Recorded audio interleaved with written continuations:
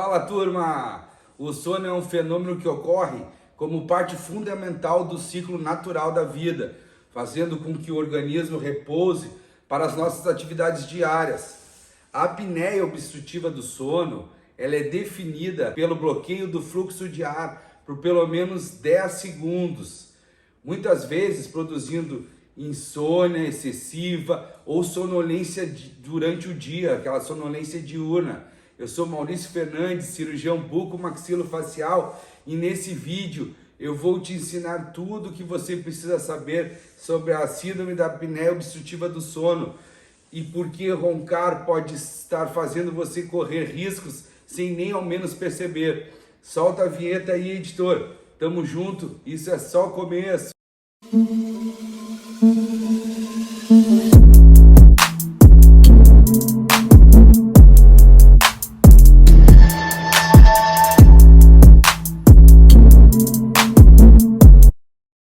A apneia do sono é um sério e potencial risco à sua vida, pois pode estar envolvido com o aumento de algumas doenças cardiovasculares, como o infarto, a hipertensão, a diabetes, e também com maior risco de acidentes automobilísticos, devido àquela sonolência diurna e todos os efeitos sistêmicos que essa doença acomete aos pacientes. O avanço bimaxilar conseguido muitas vezes com a cirurgia ortognática é um tratamento efetivo no controle da apneia do sono, melhorando a permeabilidade das vias aéreas já no pós-operatório imediato, e provavelmente você nem sabia disso.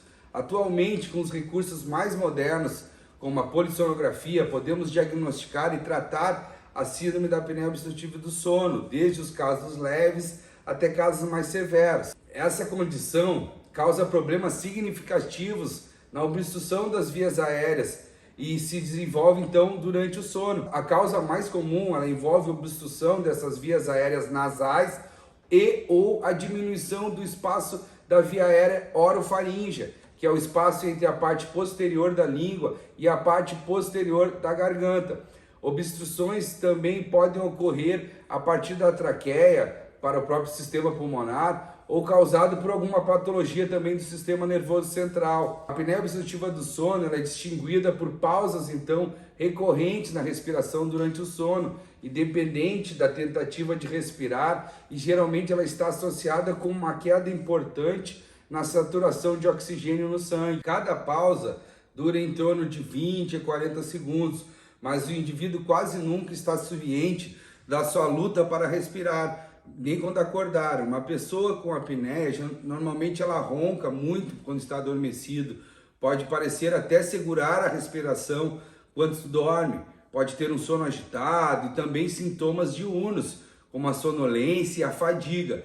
Pessoas com apneia de sono tendem a tornar-se condicionadas a essa desordem e, como resultado, ficam sem um diagnóstico por muitos anos, às vezes, ou até mesmo décadas. E a apneia de sono, ao longo prazo, ela, se não for tratada, ela pode resultar em pressão arterial alta, arritmias cardíacas, insuficiência cardíaca, hipertensão pulmonar, retenção de dióxido de carbono, cianose, distúrbios sanguíneos, danos cerebrais, inclusive com AVC, ataques cardíacos e até mesmo morte prematura.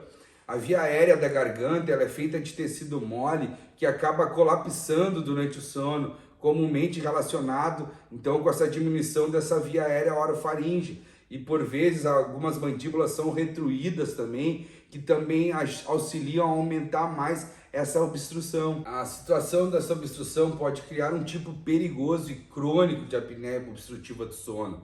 Nós, cirurgiões bucomaxilofaciais, podemos fornecer um plano de tratamento abrangente para todos esses sintomas que os pacientes enfrentam, através de uma série de técnicas para tratar a apneia de sono. Podemos ser capazes de eliminar essa condição na maioria dos pacientes que sofrem com esse distúrbio, quando os fatores causais envolvem obstrução das vias aéreas superiores.